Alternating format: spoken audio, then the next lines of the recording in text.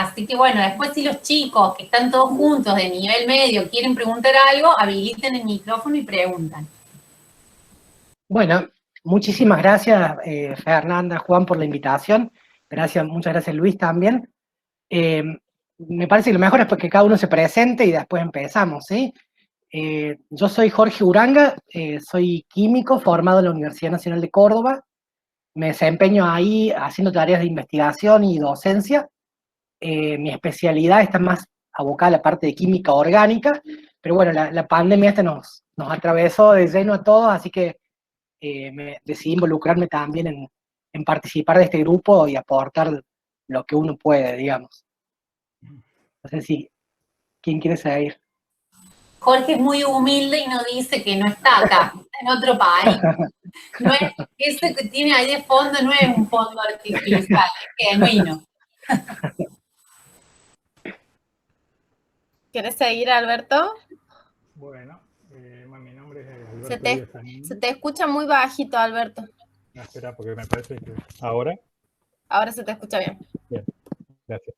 Mi nombre es Alberto Díaz Añel, soy biólogo y bueno, trabajo en la Universidad Nacional de Córdoba como comunicador institucional en el Instituto de Multidisciplinario de Biología Vegetal, que depende del CONICET y de la Universidad Nacional de Córdoba.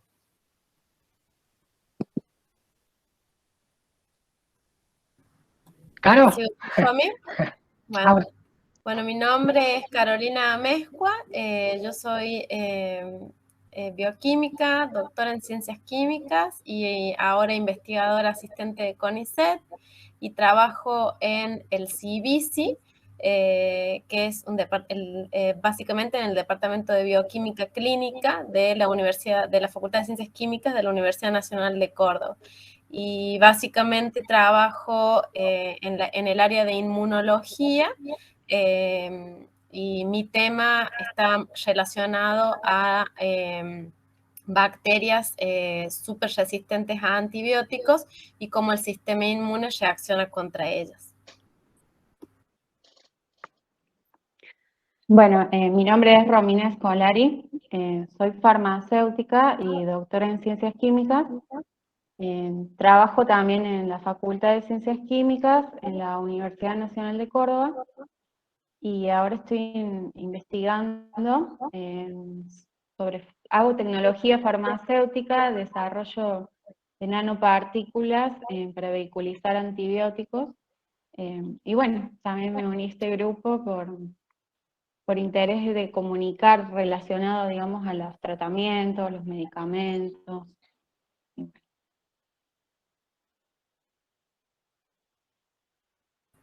¿Gustavo? Bueno, ¿cómo les va? Buenas tardes. Mi nombre es Gustavo Muñoz, soy psicólogo con orientación y trabajo comunitario. Yo pertenezco al Ministerio de Salud de la provincia y desde hace un tiempo estoy asignado a lo que serían las intervenciones territoriales en los distintos COEs.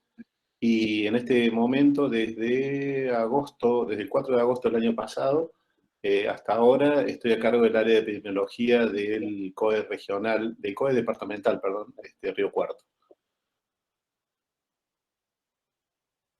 Y falta David nomás. Hola, ¿cómo va? Yo soy David García, soy doctor en química, anteriormente licenciado en química también. Actualmente estoy haciendo mi postdoc también en la Facultad de Ciencias Químicas de la Universidad Nacional de Córdoba. Mi tema de trabajo es más orientado a la ciencia de los materiales, para distintos tipos de aplicaciones, algunos optoelectrónicos y algunos que otros para aplicaciones más biomédicas. Pero como decía Jorge y Romy, la pandemia nos atravesó y nos puso a disposición de nuevas cosas para hacer y bueno, también al desafío de encontrarnos haciendo nuevas tareas, lo cual, bueno, acá estamos.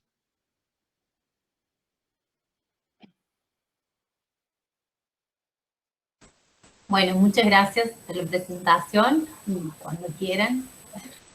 Bueno, podemos empezar contando un poquito cómo se generó el grupo. Nos vamos a tener que remontar al comienzo de la pandemia el año pasado, donde yo creo que nadie quedó exento del momento de incertidumbre cuando veíamos lo que pasaba en otros continentes y y sabíamos que iba a llegar a Argentina y a Sudamérica. Yo creo que algo que nos hizo un clic muy importante fue la abundancia de información, no toda confiable, la confusión que generaba esa información brindada de forma muy desordenada, y también el poco conocimiento que hay sobre esta enfermedad y que había en ese momento, que era aún menor.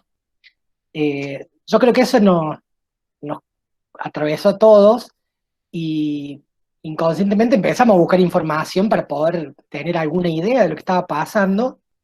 Y al ver esto de las falsas informaciones que circulaban y cómo eso impactaba muchísimo en las personas, yo creo que ahí es donde nosotros pensamos qué es lo que podemos hacer para contribuir a informar de mejor manera, a buscar la información que esté comprobada científicamente.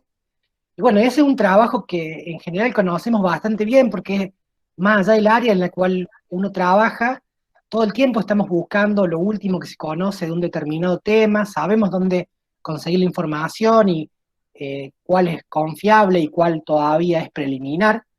Entonces, pensamos que nuestro granito de arena podía estar sujeto a eso, a saber dónde buscar información confiable, y esa fue la primera etapa. Y después viene toda una etapa que es todo un desafío para nosotros como científicos, no, a lo mejor no para Alberto, que está muy especializado en la comunicación, pero es cómo transmitir eso que nosotros sabemos que es confiable.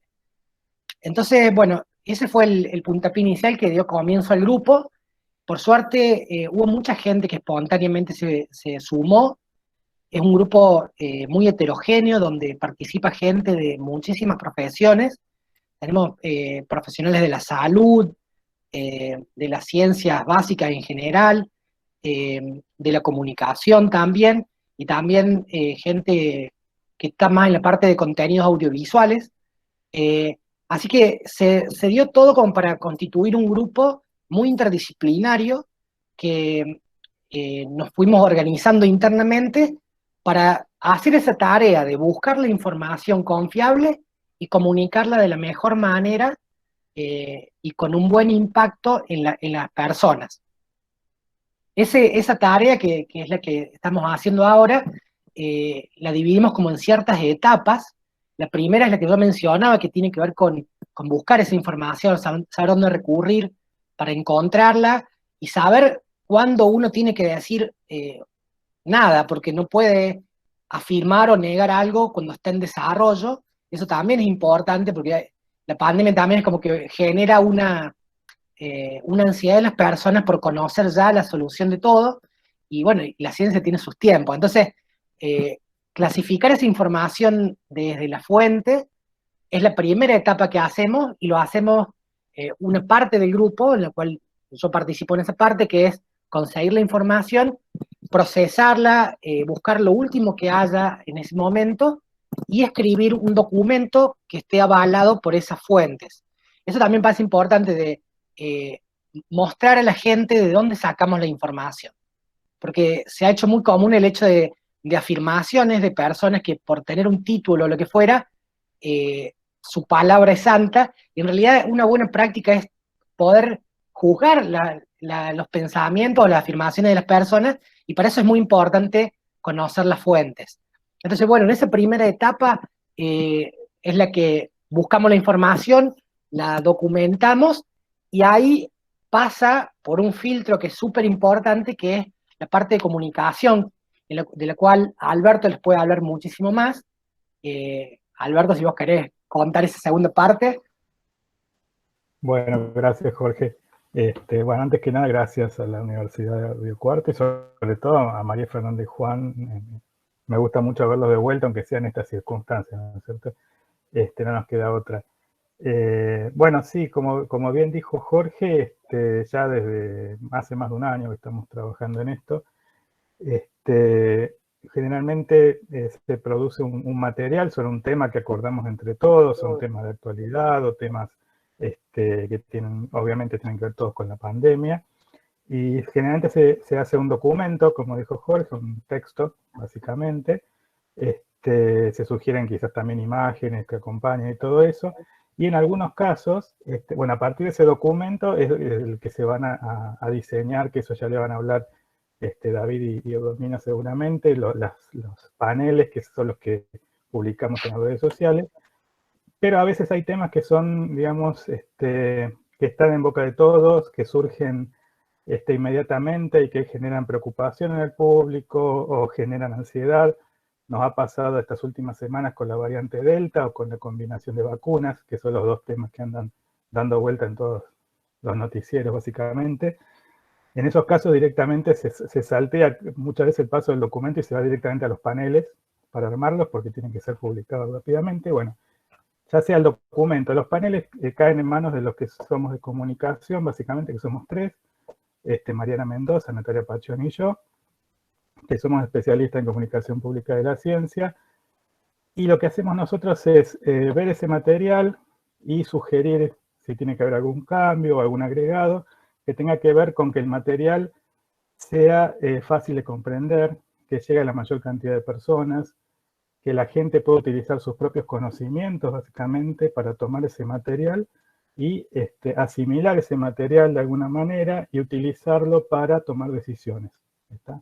Muchas veces, como por ejemplo ahora, la gente que duda si puedo ponerme una segunda dosis de otra vacuna, bueno, nosotros le informamos lo que se sabe, lo que salió de la información científica, que está chequeada, para que después puedan tomar sus decisiones. ¿Está? Nos dirigimos más que nada, eso siempre lo decimos, nos dirigimos más que nada a la gente que duda, ¿está? Que todavía tiene algunas dudas, no a los negacionistas, porque eso es lo más difícil de convencer muchas veces, pero si los convencemos mejor.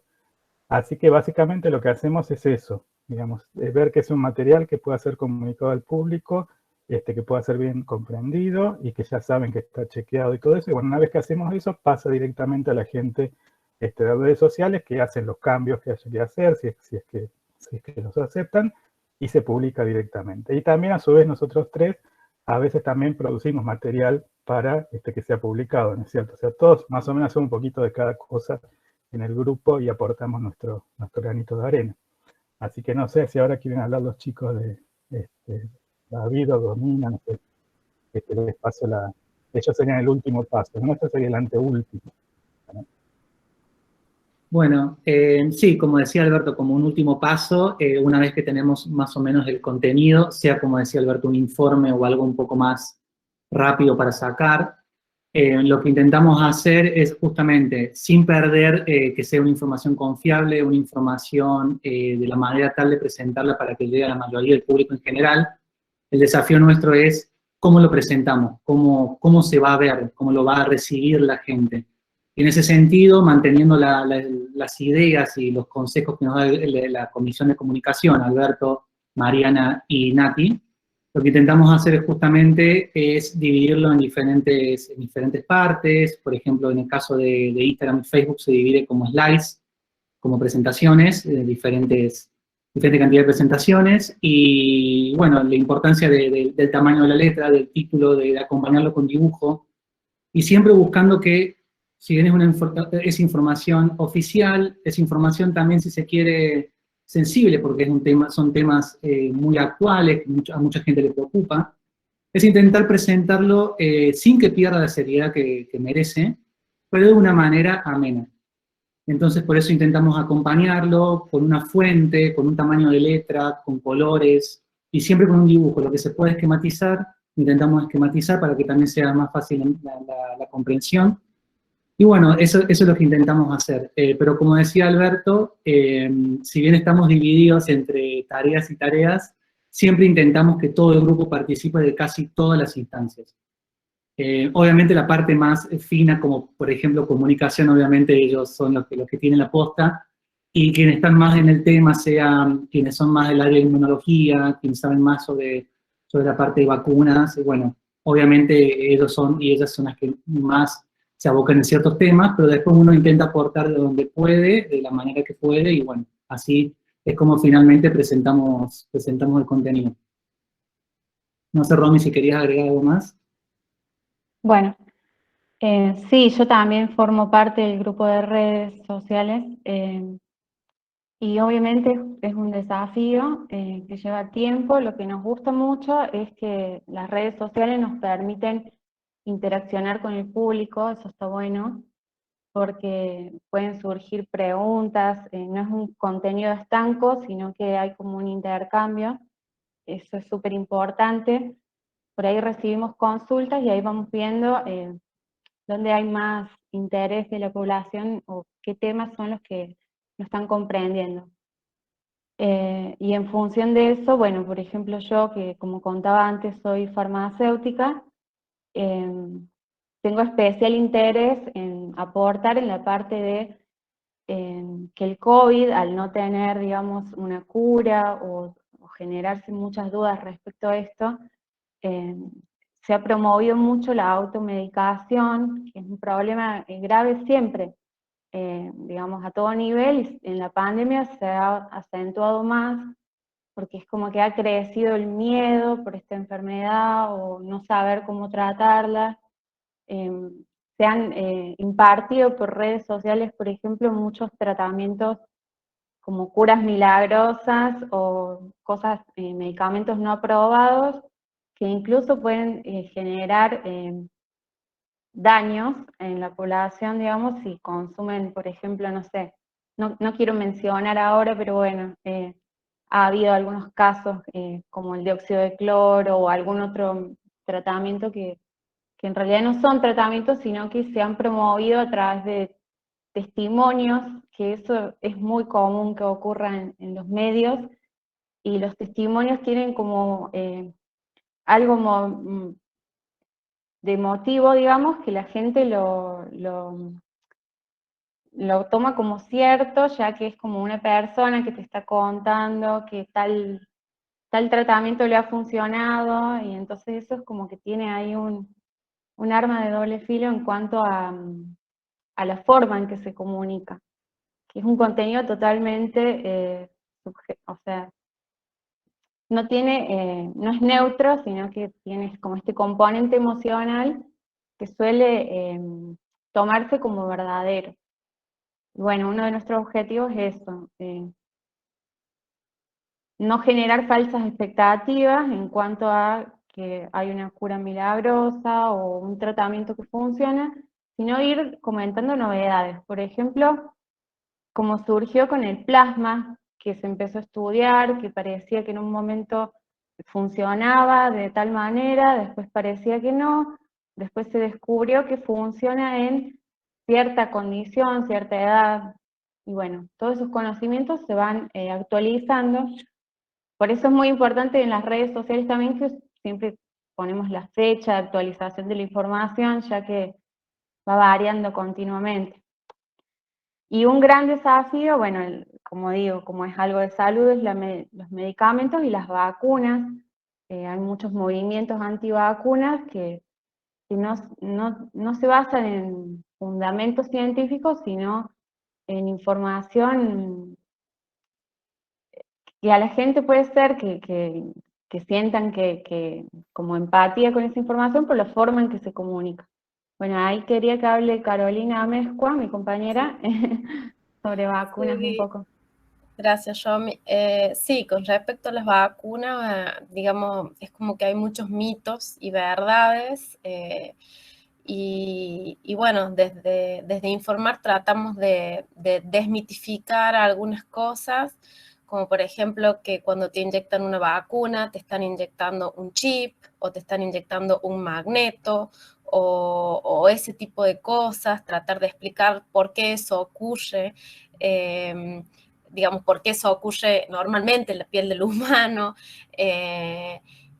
sin que uno esté vacunado o no, o sea, tratar de transmitir confianza a la gente para que se vacune. Hay mucha gente que no, digamos, que no comprende por qué se han desarrollado tan rápido las vacunas, entonces desde nuestro lugar tratamos de transmitirles y de decirles, bueno, miren, este tipo de vacunas, como por ejemplo la vacuna Moderna y la vacuna Pfizer, hace muchos años que se viene estudiando este sistema del liposoma para llevar una droga o un medicamento a un lugar en particular. Por decirles, en el área de genética, o sea, el virus se aisló apenas empezó la pandemia, entonces nosotros ya teníamos la secuencia y estaba accesible al mundo entero, y eso, digamos, hace 20 años no hubiese ocurrido. Entonces, tratar de transmitirles, digamos, tranquilidad a la gente con el tema de las vacunas y que se vacunen, etcétera. Y bueno, como mi rol como inmunóloga en el proyecto de informar es ese, y sigue siendo, ¿no?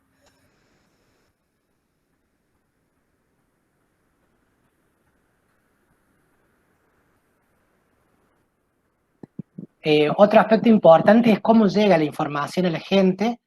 Y bueno, además de la parte de Alberto de comunicación, tenemos la suerte de contar con profesionales como Gustavo, que son especialistas en cómo impacta un mensaje o cómo impacta la pandemia en las personas. Así que Gustavo, si vos nos querés contar un poco más de esa parte, estaría muy bueno. Bueno, yo te agradezco el título del especialista, la verdad que,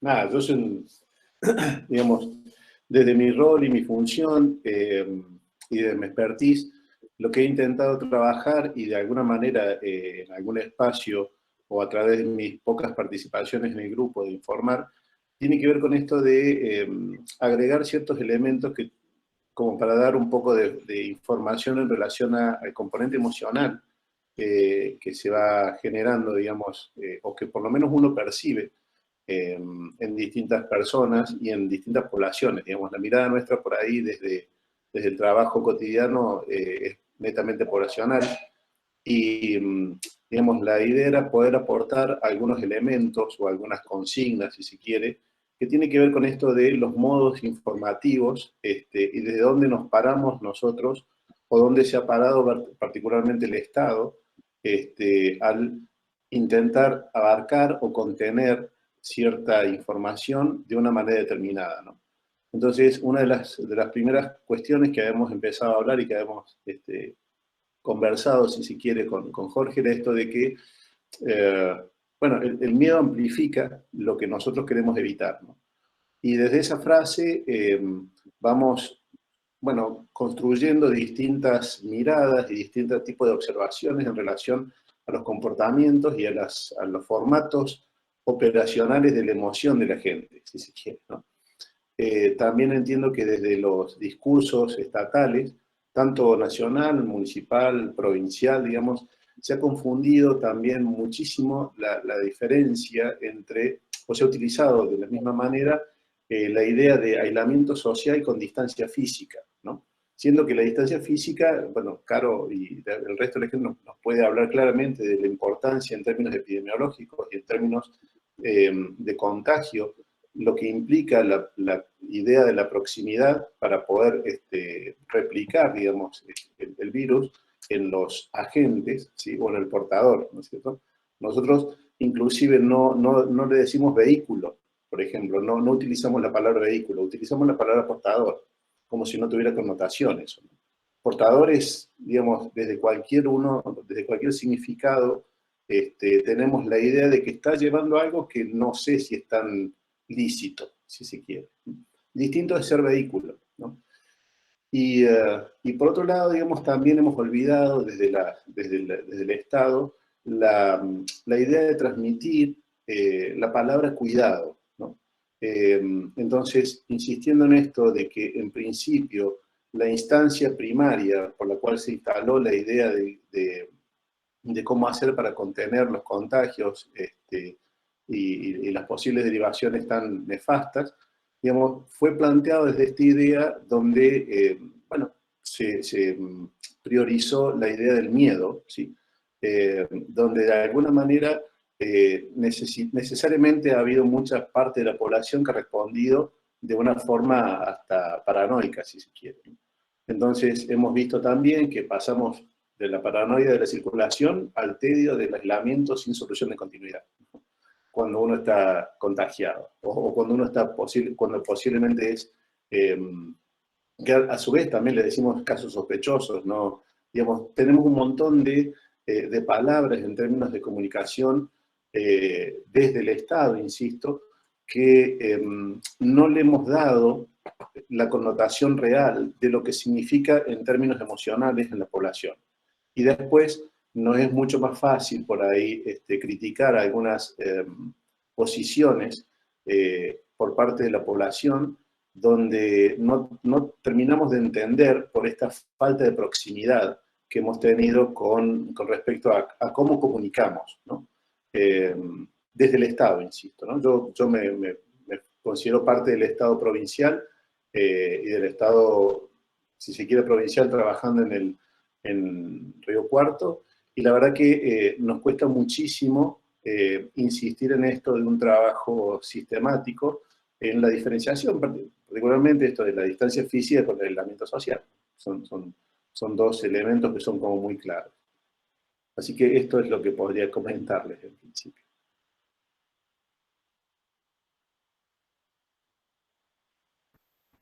Bueno, Fer, si querés, podemos empezar con las preguntas. Quería agregar una cosa, ¿puede ser? Sí, sí, Alberto. No, que quería agregar una cosa. Sí.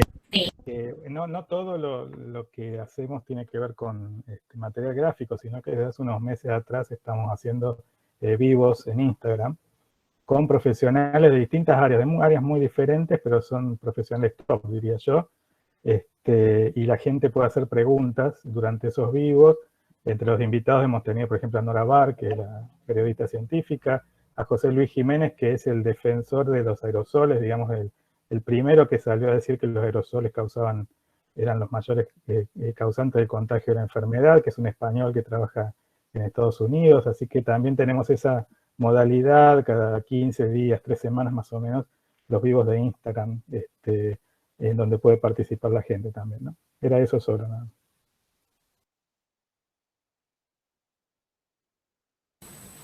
Bueno,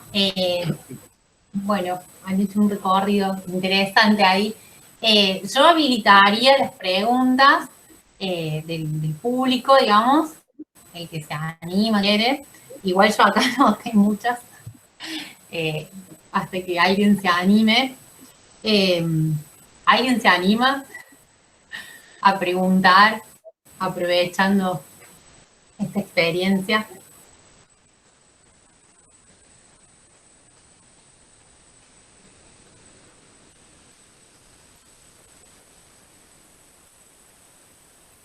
Bueno, yo voy a arrancar igual por las dudas. No, pensaba al escucharlos, pensaba en las lógicas, ¿no? O sea, siempre me viene de la misma cuestión, ¿no? Las lógicas de la ciencia que llevan sus tiempos, ¿no? Sus procesos, y por otro lado, las lógicas de la comunicación que a veces requieren de la inmediatez y de, digamos, de esta necesidad de compactar la información, y ahí, bueno, cómo se resuelve, digamos, esta controversia entre, ay, dale, Jimé, ahí te doy la palabra, eso, digamos, esa tensión entre la lógica comunicativa de la ciencia y la lógica, digamos, de la comunicación, si se quiere, más inmediata, digamos, con rapidez, con la velocidad, digamos, donde un día se dice una cosa, el otro día se dice otra, el otro día se dice otra. Bueno, eso, ¿cómo lo resuelven? Y por otro lado, pensaba en el tema, digamos, de la voluntad. Siempre pienso lo mismo, ¿cómo resuelven ustedes la participación en este grupo? Que siempre, digamos, en la comunicación pública de la ciencia parece ser que hay una cuota de voluntad de los investigadores, cuando en realidad uno debiera suponer que es una obligación, ¿no? Comunicar qué se hace desde la ciencia. No digo una obligación, digo como parte de la tarea del investigador, investigadora, también comunicar al público, ¿no? Yo creo que, digamos, muchos lo hemos tomado por ese lado, ¿no? O sea, de sin ningún rédito económico, tratar de llegar a la gente y de transmitir información confiable y chequeada. O sea, creo que la mayoría de los que estamos acá, o sea, somos científicos, bueno, Gustavo es psicólogo, pero creo que todos lo que hacemos, lo hacemos por amor a lo que hacemos, o sea, porque nos gusta lo que hacemos y porque queremos que llegar a la gente, para que la gente se sienta segura, no tome cualquier cosa y bueno, podamos llegar al fin de esta pandemia cuando muchos, o sea, y tratemos de convencer a mucha gente de que se vacune, ¿no? O sea, eso es, yo creo que nace yo creo que el espíritu del científico es muy social, digamos, o sea, desde ese punto de vista es un compromiso social que tenemos nosotros para con la población. No sé si alguien más quiere decir algo de eso. Sí, yo quería decir sobre lo que dijo Fernando al principio de la inmediatez. Sí, hay temas que surgen que es bueno sacar el material lo antes posible, pero hay que tener en cuenta, no somos un diario o un canal de televisión que tenemos que sacar la nota hoy ya. Pero cuando son temas donde hay suficiente información también, porque tampoco nos tiramos de cabeza lo primero que aparece, cuando hay información oficial y todo eso, tratamos de sacar el material lo antes posible. Como te dije, en lugar de que haya un documento, se hacen directamente los paneles que se van a publicar, se revisan y se publican. Esos días tenemos un grupo de WhatsApp, ese día el grupo de WhatsApp hierve el teléfono más o menos, pero nos comunicamos unos a otros y tenemos un drive donde están los documentos que los revisamos ahí directamente, o sea, tratamos que salga lo antes posible. Pero no es la inmediatez de un diario o un canal de televisión, que nunca es bueno tampoco porque ya vimos que publican barbaridades solamente por ser los primeros en hacerlo y nosotros no somos así, básicamente. Pero tampoco nos tomamos los tiempos largos de que se toma a veces la comunicación pública de la ciencia. No nos podemos dar ese lujo a veces. Claro, esta es una tarea más que se suma, digamos, ¿no? al trabajo que cada uno de ustedes desarrolla cotidianamente, ¿no?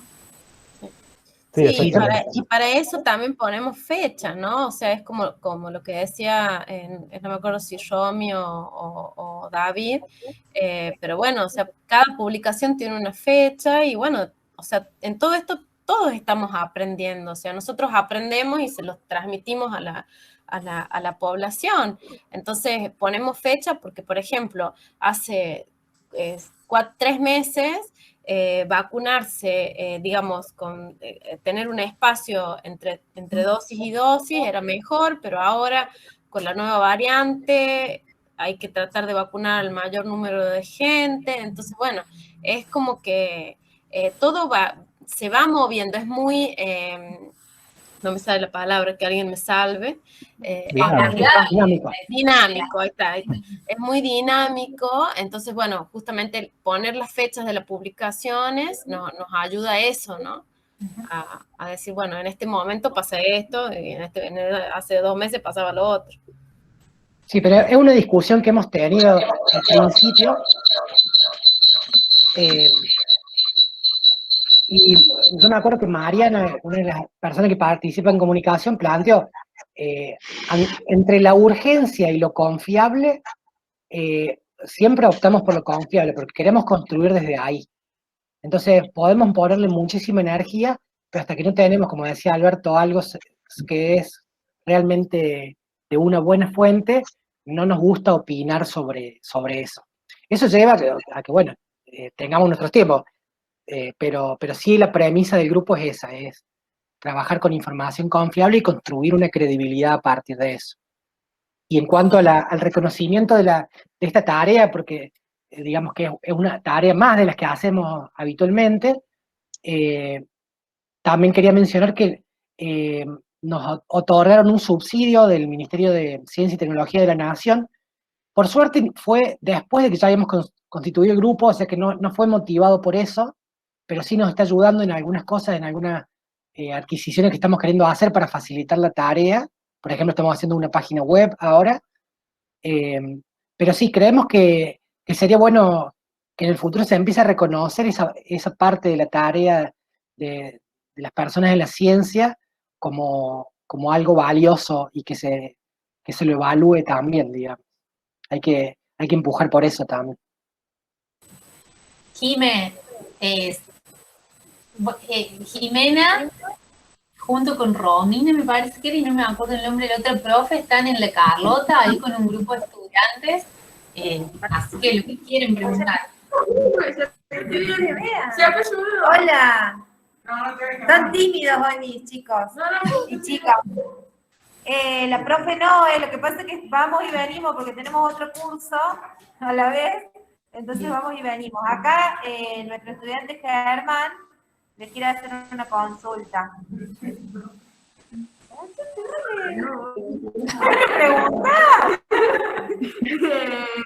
No sé, yo había visto en la plataforma de TikTok cuando se vacunan, después se podían como pegar cosas de metal, como cucharas, monedas y esas cosas. No sé, les quería preguntar si es posible de alguna manera por algún, qué sé yo, por algún componente de la vacuna que puede llegar a hacer eso. Para caro esa. Eso es todo mentira. Yo te invito a que llegues a tu casa, te pongas crema, mucha crema, te frotes tu brazo, como lo estoy haciendo yo ahora, y trates de pegarte algo como una cuchara y se te va a pegar. Y quizás todavía no te vacunaste, ¿sí? Esa es una propiedad física, ¿sí? Digamos, electroestática sería, y eso hace que el metal se pegue en nuestro brazo, pero eso no, digamos, son todas mentiras. Es un mito, digamos, es uno de los grandes mitos de la vacuna. Otro era que nos iban a poner un chip. Y yo les pregunto a todos los alumnos ahí del PROA, ustedes saben que desde su celular que tienen 4G y 3G, eso sí es un chip. Y ahí los pueden seguir y todo, ¿eh? Y la vacuna no tiene nada de eso. Así que quédense tranquilos y vacúnense. Sí, acá tenemos otra consulta. ¿Quién? Buenas tardes, doctores. Buenas tardes, doctores. ¿Cómo les va? Mi consulta era cómo lograron hacer una vacuna tan rápido y en tan poco tiempo, porque le hicieron como muy rápido y en poco tiempo a la vacuna. Bueno, hay distintas plataformas de vacunas, ¿sí? ¿Cómo es tu nombre? Ahí, habla Lourdes. Lourdes, bueno, Lourdes. Como sabrá, en nuestro país se aplican distintos tipos de vacunas. Una de las vacunas es la vacuna Sinopharm. ¿Pueden silenciar el micrófono que acopla? Perdón, ¿no? Pero si no, no sé. Ahí está. Una de esas vacunas es, como les dije, la Sinopharm, que es a virus inactivo o vulgarmente se le dice virus muerto. Esa plataforma de vacunas se viene usando hace muchísimos años. No sé si ustedes habrán escuchado sobre la enfermedad de la polio o la poliomielitis. Bueno, una de las vacunas de la polio es a virus inactivo y la otra es a virus atenuado, ¿sí? Entonces, eso, digamos, se hace muchísimos años, ¿sí? Por otro lado,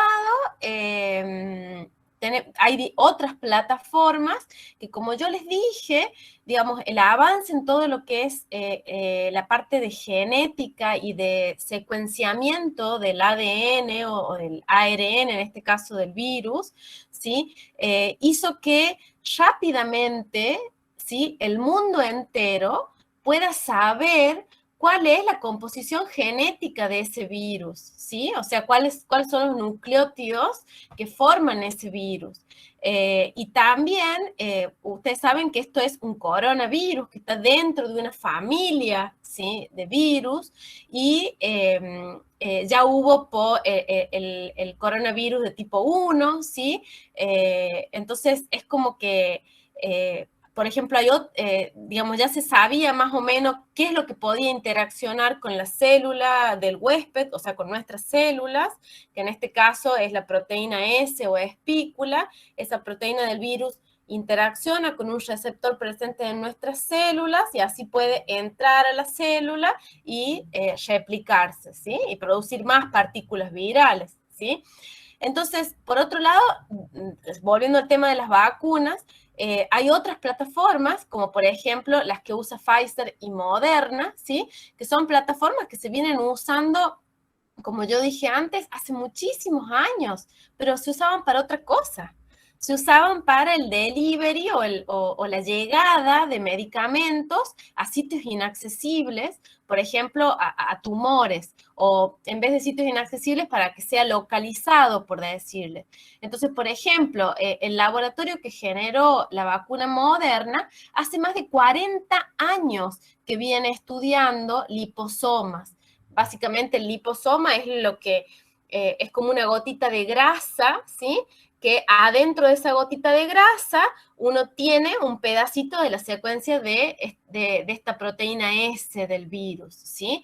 Entonces, no es que de un día para el otro o todo pasó muy rápido, se pasaron muchos procesos, ¿sí? Se pasó la fase 1, se pasó la fase 2 y se pasó la fase 3 de muchas de las vacunas que se aplican hoy en Argentina.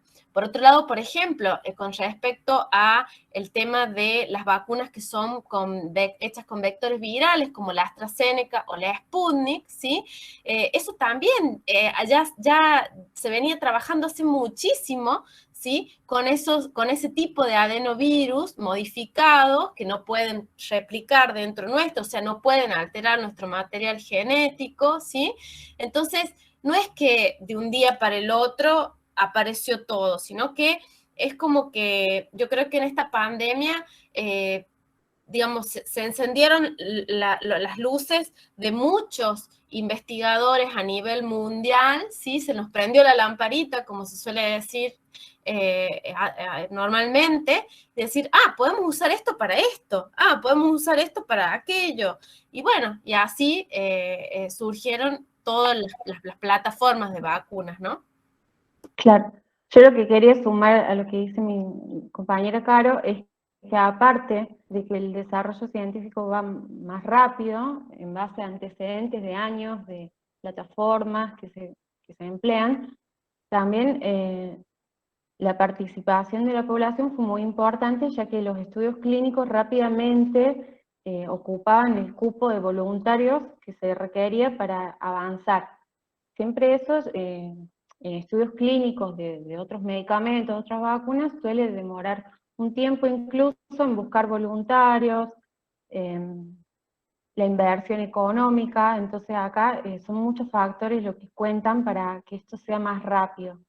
Y de hecho también la situación epidemiológica, ya que los contagios son muy frecuentes, es más rápido evaluar el efecto, porque rápidamente uno puede ver si la vacuna protege o no en los estudios clínicos.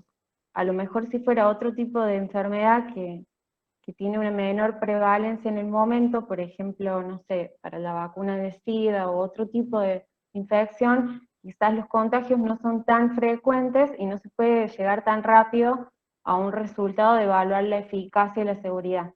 Entonces todo esto hace que el proceso haya sido más rápido en el tiempo. Claro, o sea, el simple hecho de que estemos en una pandemia, que no vivimos nunca, ¿sí? O sea, eso es lo que acelera mucho las cosas, ¿no?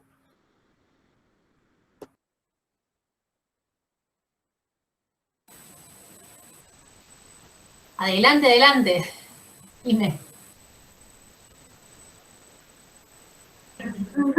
Hola, bueno, buenas tardes. Muchísimas gracias por responder nuestras dudas. Hace un ratito comentábamos con los chicos, bueno, ellos están, además de que recién empezamos a participar de este proyecto, ellos están en un momento en el que tienen que decidir si se vacunan o no, porque, bueno, es el momento en el que el país ha habilitado la vacunación para la edad en la que ellos se encuentran, el rango etario de ellos. y bueno, tienen que tomar la decisión. Nosotros queremos que sea una decisión desde la ciencia, desde los conocimientos, una decisión madura y libre, ¿no? Que a pesar de su corta edad, que no tengan que hacer lo que les dicen los padres, sino que puedan decidir libremente por ellos y por sus conocimientos. ¿Qué les podrían decir a nuestros alumnos que tienen en este momento 15 años sobre esa decisión que les toca tomar? Bueno, o sea, yo desde mi punto de vista de inmunóloga, o sea, digamos, yo soy doctora en ciencias químicas, pero hice mi tesis en inmunología, o sea que más o menos conozco cómo funciona nuestro sistema. Perdón, Caro, no sé, ¿los chicos saben lo que es una tesis? Digo, los chicos ahí, los de... Bueno, yo les cuento, o sea, yo cuando me recibí de bioquímica, después de recibirme de bioquímica, en vez de seguir trabajando en un hospital, que es donde uno hace las prácticas, me interesó mucho trabajar en el área de investigación. Entonces empecé a hacer mi tesis doctoral, ¿sí? Con una beca FONS, bueno, no importa, con una beca que te da el Estado, y así uno arma una tesis que después la defiende, y cuando uno defiende esa tesis, generalmente te dan el título de doctor en ciencias químicas. Eso es lo que me pasó a mí, ¿sí? Bueno, eso, y esa tesis, como decía recién, se basó en el estudio del sistema inmune, ¿sí? Entonces, bueno, o sea, yo desde mi punto de vista, hoy ustedes como adolescentes de 15 años, se pueden vacunar por ahora con la vacuna Moderna. Yo creo que pronto se va a aprobar la vacuna Pfizer también, porque ya está aprobada por la Unión, o sea, digamos, instituciones de Europa y también instituciones de Estados Unidos. Entonces, cuando llegue la Pfizer se va a aprobar también. Por otro, o sea, lo que yo les quisiera transmitir es que confíen en esa vacuna. Todas las vacunas son buenas, todas. Yo les doy, por ejemplo, les comparo. La eficacia de la vacuna de la gripe, ¿sí? Que es la vacuna que se tienen que poner los chicos, obligatoria en los chicos menores a 2 años, y las personas mayores a 60 años se la pueden o no poner, pero es recomendable, digamos. Esa vacuna tiene una eficacia del 50%. Y ahora les explico qué es la eficacia. ¿Qué es la eficacia de una vacuna? ¿Cómo los científicos, los médicos, etcétera, evaluaron eso? Bueno, vacunaron a personas con 1 y 2 dosis de, en este caso, la vacuna Moderna, ¿sí? Y después, durante un tiempo, siguieron a esos pacientes y evaluaron si esos pacientes llegaban a el hospital, o sea, presentaban síntomas de COVID-19, ¿sí? O ya sean leves, moderados o graves para ser internados. Y lo que vieron estos autores, ¿sí? O sea, digamos, estos ensayos se hicieron no solamente para la vacuna Moderna, sino para muchas otras también. Lo que vieron es que esa eficacia era muy alta. Era, por ejemplo, para la vacuna Moderna, es casi el 98%, digamos, el 98% de las personas que tenían las 2 dosis de la vacuna Moderna no llegaban a terapia intensiva, ¿sí? Y el 94% de las personas, ¿sí?, que se ponían la vacuna desarrollaban la enfermedad, o sea, ojo, se contagiaban. Esa también es otra que hay que aclararla. Se contagiaban, pero, digamos, tenían síntomas leves a moderados, por decir fatiga, un poquito de fiebre, etc. Entonces, eso es otra cosa, ¿no? O sea, primero transmitirles a ustedes tranquilidad del hecho de que la vacuna Moderna y, bueno, cualquier otra vacuna, todas las que se están aplicando en nuestro país, son altamente eficaces, ¿sí? Y y digamos los síntomas, las reacciones adversas que pueden generar son muy, muy leves, ¿sí?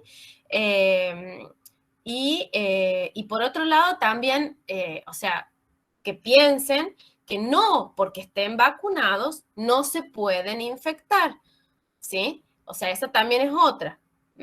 Entonces, ustedes se van a vacunar y no de un día para el otro el sistema inmune, digamos, va a decir, listo, ya está. No, el sistema inmune es un sistema que nosotros le decimos el sistema de defensa nuestro, ¿sí? Es como un armamento que necesita un tiempo para juntar todas esas armas, ¿sí? Para generar anticuerpos y todo. Entonces, yo si me vacuno hoy, no es que ya mañana diga, listo, no uso más barbijo, no.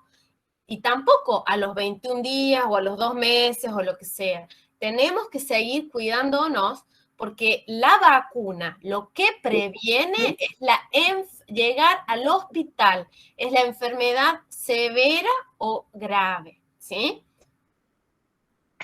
Bien, en función de esto nos parece un tema muy importante la vacunación en menores, ya que, bueno, está inminente ahora y el viernes que viene, mañana no, la semana que viene a las 19 horas invitamos a una pediatra infectóloga a que hable sobre este tema en un vivo de Instagram y por ahí sería útil si podrían verlo.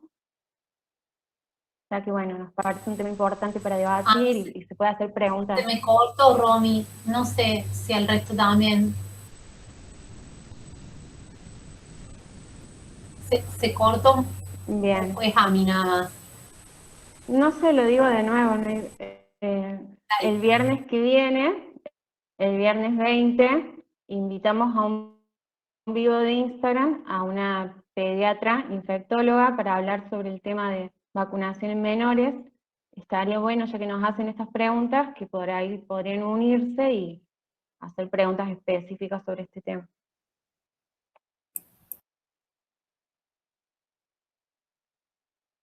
Otra cosa que yo quisiera agregar, que por qué, digamos, nosotros también estamos, o sea, ¿por qué se empezó a vacunar a adolescentes? ¿Sí?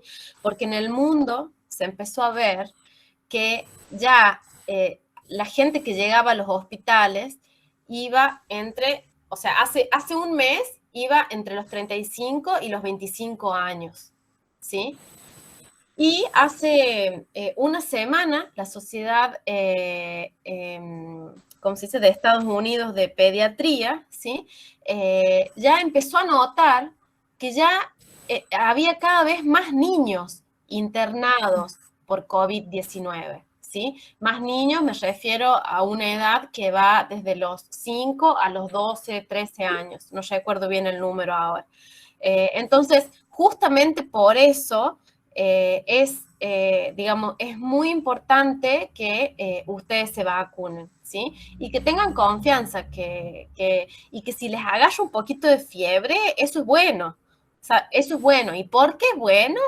Porque eso significa que nuestro sistema inmune está liberando cosas, ¿sí? Que nosotros le decimos proteínas, ¿sí?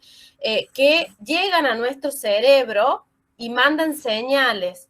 Y nuestro cerebro después manda señales de vuelta a nuestro sistema inmune y así podemos generar ese ejército para que si en algún momento estamos expuestos al virus, ¿sí?, podamos defendernos y no tener que terminar en terapia intensiva. Profes. Sí, ¿qué hace Franco? ¿Qué tal, Fer? ¿Cómo andás? ¿Cómo les va? Permiso. Buenas tardes, mi nombre es Franco, yo trabajo en la radio de la Universidad de Río Cuarto. Ante todo, es un gusto poder estar escuchando este tipo de charlas, porque creo que si algo la pandemia nos ha dejado, además del sufrimiento y el dolor en general por las pérdidas y todo lo que estamos viviendo, profundización de desigualdades y demás, es justamente la interpelación a nuestro rol de comunicadores y comunicadoras, de cómo en algunos casos hemos aportado a esto que ustedes denominan la infodemia, o la mala información que tiene un impacto directo en la salud pública, lo cual es tremendo en estos tiempos. En ese sentido, y aprovechando que hay muchos changuitas del nivel secundario, por un lado, ¿a dónde tenemos que acudir? Que sepan los chicos, nosotros mismos, en las redes sociales, en los medios de comunicación, cuáles son las fuentes fundamentales que deben ser confiables a la hora de comenzar a, de alguna manera, construir una opinión o formarnos en esta materia, y justamente en base a la confiabilidad de esas fuentes. Y por otro lado, ya en otra parte de la pregunta, en base a lo que ustedes hacen, que es ciencia, lo cual, bueno, uno admira desde siempre, simplemente saber su opinión respecto de si esto que está pasando hoy en la pandemia es un antes y un después en la valoración que puede haber de aquí en adelante respecto de la comunicación de la ciencia. Uno cree que si bien siempre fue importante, creo que no sé si había uno cree, solamente es una opinión, quizás un prejuicio. Uno cree que la comunicación era de alguna manera mirada peyorativamente, como una acción menor. Bueno, y luego estando en comunicación, valoraba siempre mucho tener la palabra de ustedes, obviamente no desde el vocabulario de rigor científico, sino bajando el nivel de abstracción para quienes estamos acá en el llano. Desde ya, muchas gracias. Yo creo que esa pregunta tiene nombre y doble apellido. ¿Cómo estás, Franco? Un gusto. Todo bien. Mirá, lo primero que dijiste, las fuentes, a dónde acudir. Bueno, en primer lugar, nosotros, obviamente, informar COVID-19, Facebook, Instagram y Twitter también, y pronto página web, si todo sale bien. Después y después también las fuentes oficiales, obviamente, todo lo que tenga que ver con el gobierno nacional, el Ministerio de Salud, los Ministerios de Salud provinciales, digamos, más que nada eso. No dejarse llevar sobre todo lo que circula muchas veces por YouTube, los videos de YouTube, o lo que mandan por WhatsApp, esas cosas son las menos confiables, diría yo. Y después lo que dijiste, sí, muy buena la segunda pregunta. Cuando tuvimos, aunque se van a enojar algunos periodistas científicos, cuando la entrevisté a Nora Bar en uno de los vivos que hicimos en Instagram de Informar, le hice la pregunta, si se va a valorar más el papel de los comunicadores de la ciencia, de los periodistas científicos, y lo que se está viendo, ya pasó más de 1 año y medio de todo esto, es que lamentablemente me parece que no. O sea, no es muy optimista el panorama, por lo que yo veo y por lo que ven muchos de los colegas. No vemos que haya se contraten, o sea, yo le pregunté a Nora Bar, ¿por qué no pueden en los noticieros, después de lo que estamos pasando con la pandemia, por ejemplo, si hay un meteorólogo, si hay un especialista en deportes, un especialista en economía, ¿por qué no puede haber un periodista científico? Y bueno, la cuestión es que ya pasó más de 1 año y medio y no lo hay. Se invita a veces a alguna persona, no todas están capacitadas, no todas están especializadas en el tema, opinan economistas sobre epidemiología y ese tipo de cosas, lo cual no está mal, pueden opinar, pero lo peor es que las opiniones generalmente van en contra de lo que la salud pública sugiere. Así que quiero ser optimista de alguna manera y que se piense el papel importante que juegan los comunicadores de la ciencia en los medios, sobre todo, que son los que llegan a toda la gente, pero por lo que estamos viendo en el último 1 año y medio, no cambió mucho. Es más, hay algunos diarios que han sacado secciones de ciencia. Nora Bar se fue de La Nación, por ejemplo, que estuvo no sé cuántas décadas en La Nación. O sea, es como que no se valoriza tanto a la gente que comunica la ciencia, no se valora, perdón, tanto a la gente que comunica ciencia como debería. Y no sé si esto de la pandemia lo va a cambiar. Si no lo hizo hasta ahora, no sé si va a cambiar mucho. No sé si te contesté, Franco. Sí, claro. Bueno, es eso. Nada más. Y en el chat, Franco, te dejamos ahí, digamos, distintos sitios web donde vos podés acceder a fuentes confiables, digamos. O uno de ellos es nuestro Instagram. Perfecto, gracias. De nada. Bien, más preguntas tenía. Me encanta esta parte. A ver, siempre cuento la misma anécdota. No, había un profesor que siempre nos decía, más preguntas, más preguntas. No, me gustaría si tienen más preguntas. Sí, Betina, ¿vos tenés micrófono para habilitar Betina de Farmacia Hospital?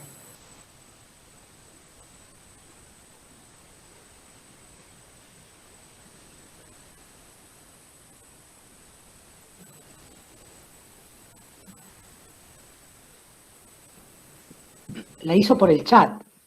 Sí, pero no sé si por ahí a lo mejor tenía y quería hablar, Tiene el pero micrófono activado, pero no. Si no la reproducimos, Fer. Dale, dale. Dale, Juan. Un segundito. Porque también ¿Querés hacer la voz, Fer? Que estoy controlando. Dale, dale. Bueno, dice, quisiera preguntar qué opinión hay con respecto a colegas que tienen la posición contraria y controvertida. Caso Rosana Bruno. Bueno, ahí está. Sí, yo creo que nosotros tratamos de evitar, básicamente opinar. Yo voy a responder desde mi punto de vista, ¿no? En base a muchas cosas que hemos charlado en el grupo. Yo creo que nosotros estamos buscando la información confiable y comunicándola como paso final, pero tratamos de no meternos en discusiones que no tengan sustento. Por eso el tema de las opiniones tratamos de evitarla y de evitar confrontar con personas que brindan una opinión, porque justamente lo que busca la gente es algo confiable, digamos, y muchas veces la opinión no lo es. O sea, eso es lo que yo quería agregar y seguramente hay muchas cosas más para decir. ¿Vos, Romy, querías decir algo? Claro, eso mismo, que cuando haya información, por más que sean profesionales, eso también es importante para la población. Por ahí se pone bajo el escudo de un título, como si estuviese diciendo la verdad, ya sea un profesional de la salud o un científico. Por eso siempre nos respaldamos con fuentes bibliográficas, las citamos y las ponemos al servicio de la persona que ve nuestra información, para que vea de dónde sale lo que estamos afirmando. Por ahí hay profesionales que más bien, bueno, no sé el caso que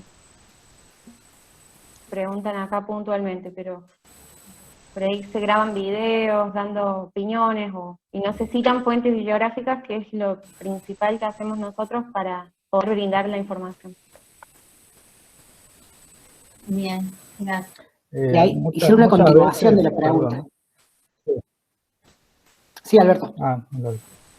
No, te digo que muchas veces esas opiniones de supuestos expertos, entre comillas, generan ciertas dudas. O sea, nosotros no vamos contra las opiniones o vamos a atacar, sino que cuando surgen las dudas de la gente sobre ciertas cosas, ahí tratamos de aclararlo, siempre basándonos en temas científicos, ¿no es cierto? En chequear todo. Pero no porque no lo que dijo fulano o fulana está mal, sino ante la duda del público tratamos de aclarar cuál es, digamos, la verdad, básicamente, ¿no?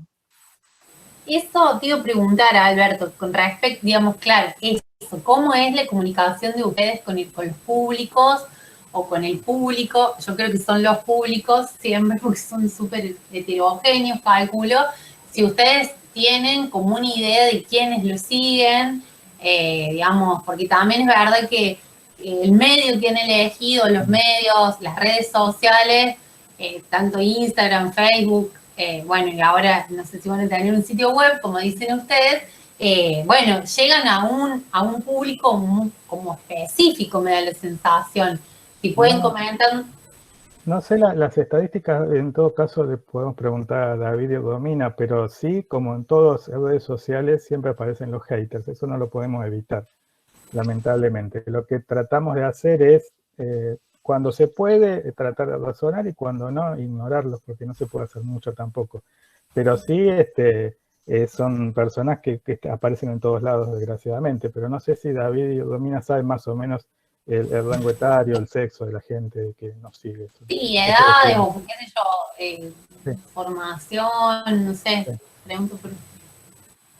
Sí, bueno, al utilizar plataformas de redes sociales para comunicar, tenemos como la posibilidad de tener acceso a esas estadísticas que vienen en las mismas plataformas. Tanto en Facebook, Instagram y Twitter, más o menos el público se centra en un rango etario entre, corregirme Romy, cualquier cosa, pero más o menos entre 25, 35 a 40 años, como la mayor proporción, ¿no? Eso no significa que haya gente entre 18 y 25 o mayores de 40 que no nos sigan o que estén interesados en la información que compartimos, pero encontramos como ese público, ese rango etario como el mayor. Y después también tenemos alguna otra info respecto a la región del país del cual nos sigue más gente, y bueno, Córdoba, Buenos Aires, también Santa Fe, incluso Mendoza, entre otras provincias, pero ahí encontramos como la mayor cantidad de gente. No obstante, más allá de eso, intentamos hacer también que la presentación de la información sea para el público en general, sin intentar, digamos, ir hacia un rango etario específico. Bien. Y ay, perdón, qué pesada. No, después ya no pregunto más nada. No, y una pregunta para Gustavo era, bueno, viste que se habló mucho, ¿no? Sobre el tema de la salud mental, el impacto de la pandemia en la salud mental, en los niños, en los adultos mayores. Bueno, todos estos aspectos, además que vos también lo mencionaste, cómo transmitir, digamos, información para considerar la parte, digamos, como emocional o afectiva. Bueno, ¿qué nos podías contar de eso? Porque finalmente, más, digamos, esta idea de entender que las personas somos sujetos, digamos, integrales, ¿no? Sociales, digamos, biológicamente, todo, digamos, bueno, ¿cuál es tu mirada? A ver, ahí está. Bueno, mira, yo lo que puedo contar es básicamente mi experiencia, dado que, digamos, por la forma de trabajo, mi modo de aproximarme como un enfoque de investigación tiene que ver con esto de la investigación acción participativa. Entonces, de alguna manera, lo que nosotros vemos en distintos territorios, yo he pasado por varios territorios de Córdoba, digamos, trabajando en estos COEs, ha tenido que ver con esto de la necesidad de religar, ¿no? Es como que esta diferencia que yo planteaba en relación a, bueno, a la cuestión conceptual de lo que se transmite, la diferencia clara entre la idea de distancia física y el aislamiento social, nos ha llevado a trabajar en muchas instancias con esto de ver cómo hacer para que desde nuestro lugar podamos, bueno, intentar colaborar con formas de cuidado, que se entienda y se sobreentienda que en la práctica lo que se hace para intervenir, digamos, para evitar que se prosiga con los contagios, tiene que ver con intentar armar una estrategia de manera tal que esa estrategia implique seguir cuidando a las personas que efectivamente nos interesan, ¿no?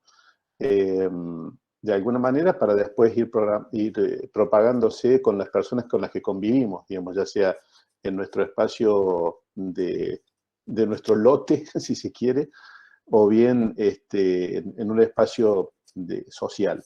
Entonces, bueno, lo que hemos intentado hacer es esto, intentar aportar formas que tienen que ver con religar las relaciones sociales y no tanto manejarnos de manera punitiva con aquellas personas que de alguna manera están en una permanente búsqueda de bienestar, ¿no?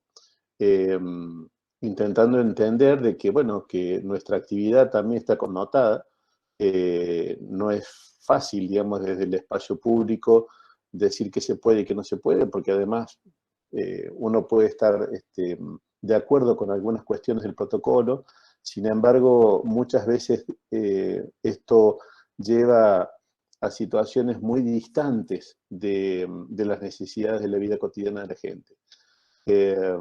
Entonces hemos encontrado de todo, ¿no? Y desde personas que se aprovechan en esos espacios liminares donde de repente el hecho de hacer una clandestina significa una atribución extraordinaria y una manera de, bueno, no sé, de posicionarse bastante compleja para nosotros en términos de los contagios. Sí hay una cuestión de religación muy importante que contraría lo que nosotros estamos diciendo. Nos ha pasado que hemos tenido distintas experiencias de chicos y de personas mayores, tampoco es que esto está circunscrito a adolescentes, sino fundamentalmente nuestro principal problema entre marzo y junio de este año han sido la población que mayor estaba afectada a ser internada en los hospitales, en los servicios de terapia intensiva, que son el segmento entre 50 y 55 años, ¿no? Donde de alguna manera para nosotros fue muy complicado poder hacer entender esta situación de modos de cuidarse y modos de seguir relacionándose que no impliquen contagios, ¿no? Entonces, en un momento donde de repente estaba todo focalizado en que son los jóvenes aquellos que transgreden y que no respetan las normas y que, se encargan de hacer las clandes, ¿sí? También existían un montón de clandestinas mucho más formalizadas y socialmente aceptadas, que tenían que ver con mayores, gente que eran los padres de estos adolescentes, y que sin embargo no respetaban el más mínimo nivel de cuidado en relación a sus pares. Entonces digo, para nosotros en términos comunicacionales fue muy importante poder adecuar partes del protocolo en esto de la idea de que no necesariamente estamos hablando sí o sí de aislamiento, sino ver el formato de la reconversión de la palabra aislamiento por el cuidado por establecer formas de cuidado, ¿no? De no seguir propagando el virus.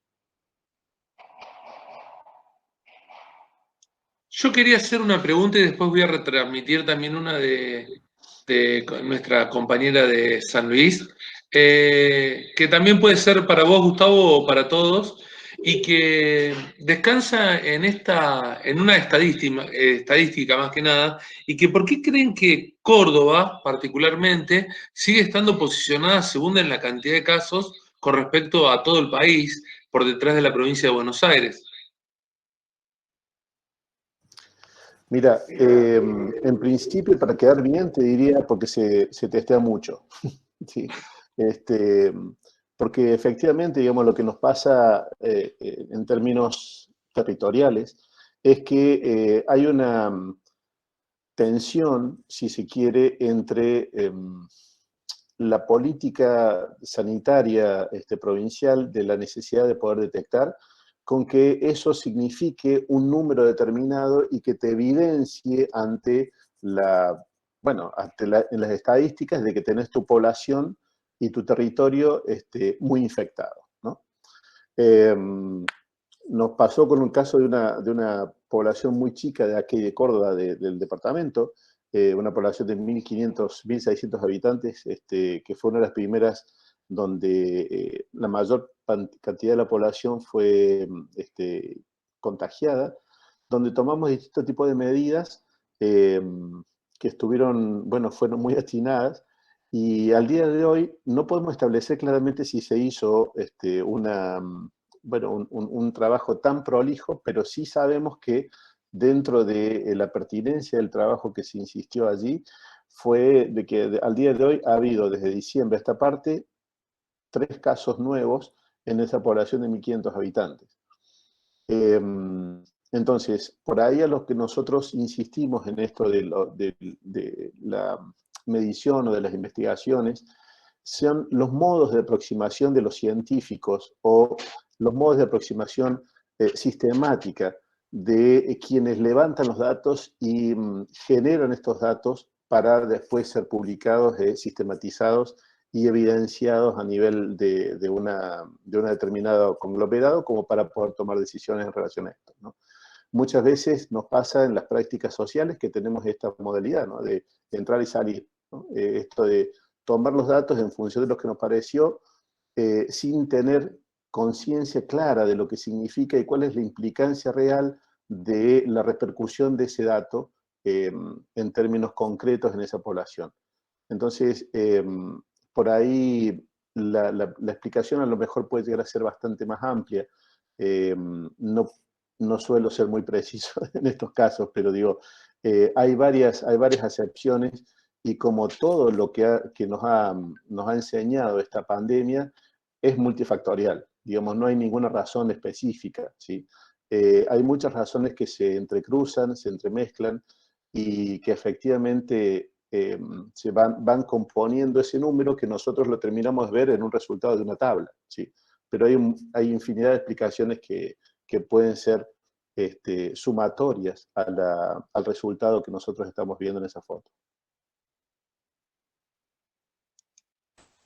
Nuestra compañera acá de San Luis pregunta, un segundito, ¿qué sugerencias se pueden dar para enfrentar el cansancio, sobre todo de la primera línea, o sea, del personal de salud, etcétera, etcétera, frente a lo que ocurrió en 2020 y 2021?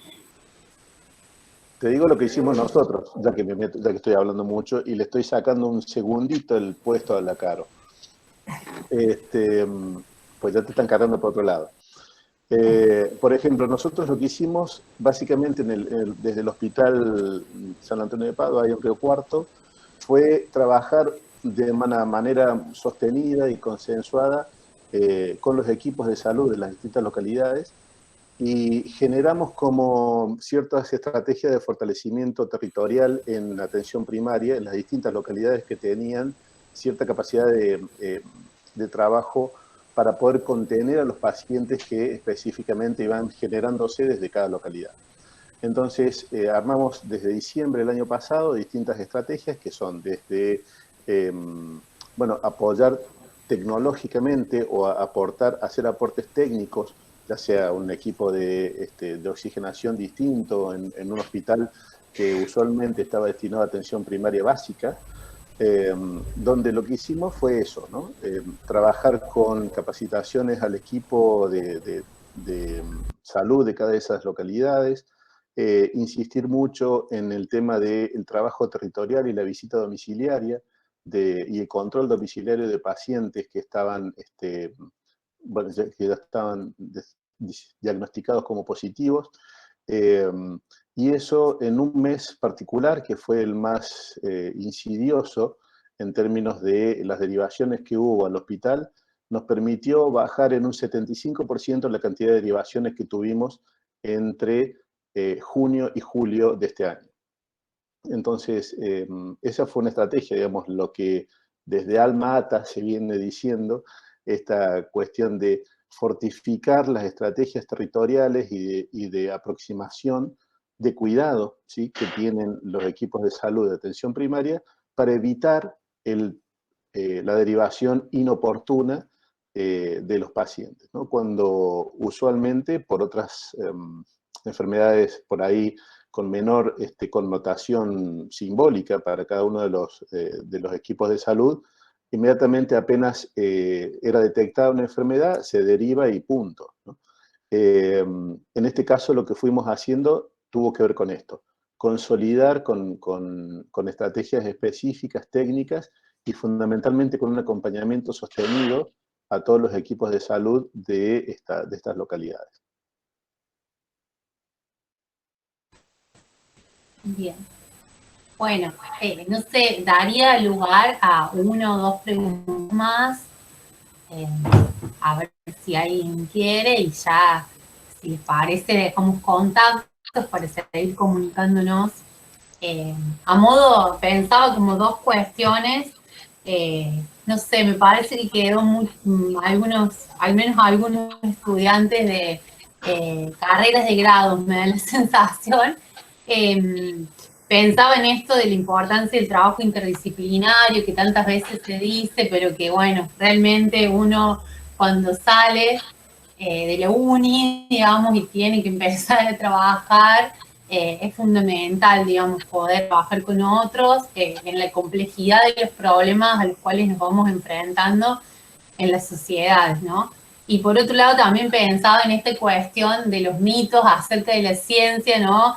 Cuando escuchaba a Carolina pensaba, bueno, realmente este aspecto social de la ciencia, es decir, digamos, todas estas evidencias no se dan de un día para el otro, no las hace una sola persona, se basan, digamos, en el trabajo de una comunidad científica que hace años que trabaja, y toda esta parte por ahí es muy desconocida, digamos, por los públicos, digamos, que no están dentro de la comunidad científica, ¿no? Entonces, qué importante que es trabajar también desde la comunicación pública de la ciencia, justamente en mostrar esto, ¿no? Que es una comunidad, ¿no? Que trabajamos todos aportando desde un lugar, que las evidencias no son de un día para el otro, que llevan años, que esos son, digamos,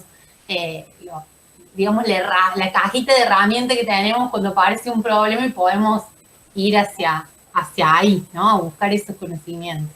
Por eso sigo con lo que estabas diciendo, Fer. Básicamente, el hecho de valorar la ciencia básica nos lleva a pensar en un montón de cosas, ¿no? Porque una vez se dice, ay, ¿para qué uno estudia si el adenovirus entra, no entra, si se replica, no se replica? ¿O para qué uno estudia el liposoma, la grasita, que para qué? Y bueno, o sea, todo eso dio sus frutos, ¿sí? Y desde marzo del año pasado pasaron 9 meses y teníamos vacunas aprobadas, ¿sí? Entonces, todo eso que se empezó a hacer hace 40 años, ¿sí?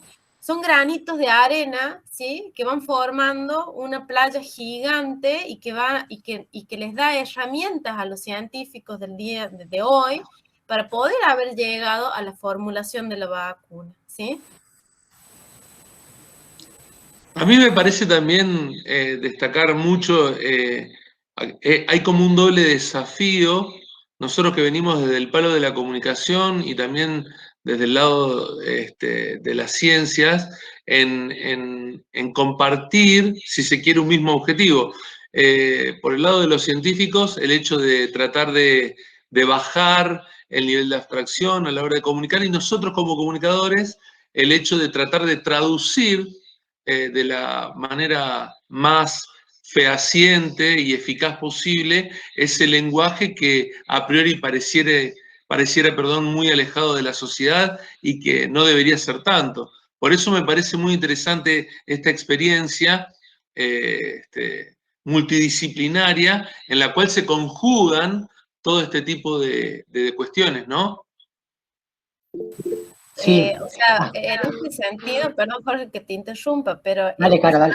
el trabajo que hace la gente que sabe de comunicación, como Alberto, Mariana y Nati, es algo que, o sea, a mí particularmente me hizo aprender un montón, porque yo decía liposoma, ¿y quién sabe lo que es un liposoma? Y Alberto me puso grasas, y dije, ah, sí, tienes razón. Entonces, esto fue como o sea, todo lo que es informar fue como un aprendizaje de todos con todos, ¿sí?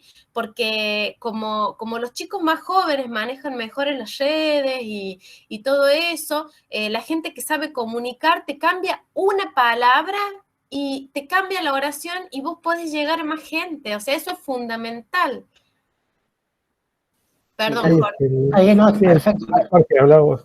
No, habla vos y después sigo yo. Bueno, no, totalmente de acuerdo con lo que dice Caro, y yo creo que dentro del funcionamiento que tiene el grupo es muy importante la horizontalidad que tenemos, que no hay nadie que mande, digamos, sino que las consensuamos las cosas y respetamos muchísimo las perspectivas de personas que tienen otra formación y los aportes que hacen. Y eso es lo que hace que todo funcione y que podamos abarcar temas tan complejos, ¿no? Y también nos gustaría incluso tener más personas sumadas al grupo, por eso siempre decimos que es un grupo abierto y que quien quiera sumarse para participar está invitado para hacerlo, porque nos gustaría tener más profesiones sumadas y poder enriquecer más el grupo, lo valoramos mucho eso. Sí, exacto. Sí, de cualquier manera igual a Jorge le decimos jefe, pero no importa, independientemente de eso. No, lo que decía Caro, eso el problema que tenemos los que estamos en comunicación, sobre todo que venimos del palo de la ciencia, ¿no? Nos pegamos muchas veces la cabeza contra los otros profesionales de la ciencia que no están en comunicación.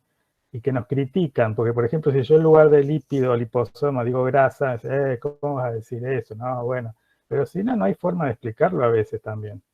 Entonces no nos queda otra, y bueno, y no mirar, no escuchar lo que dicen los profesionales, porque más de una vez ha habido comunicadores de la ciencia que han dado una charla en televisión y después le cayeron con todos los otros científicos, que no era tan estricto lo que decía, que no era así, pero hay veces que hay que cambiar el lenguaje un poco, porque si no, no hay forma de llegar al público. Tenemos lenguajes muy técnicos y hay palabras que no se han incorporado todavía al lenguaje. O sea, ahora ADN todo el mundo lo usa, todo ahora, inclusive ahora ADN mensajero es la nueva vedette básicamente.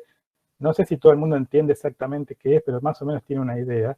Pero hay otras palabras que no se han incorporado todavía al lenguaje cotidiano, y va a haber que esperar y a lo mejor nunca se incorporen, pero tampoco hay que guiarse mucho por los profesionales o los expertos, porque si no, no se podría comunicar nada, básicamente, ¿no?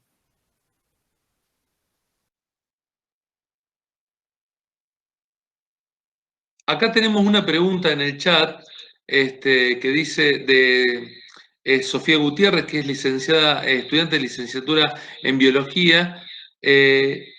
Dice, como futuros profesionales sentimos la necesidad de saber comunicar, y más hoy en día que navegamos en un mundo de influencias y de redes que van construyendo una opinión pública que después lleva a decisiones no tan acertadas. Bueno, es más o menos lo que veníamos comunicando o diciendo al respecto, digamos.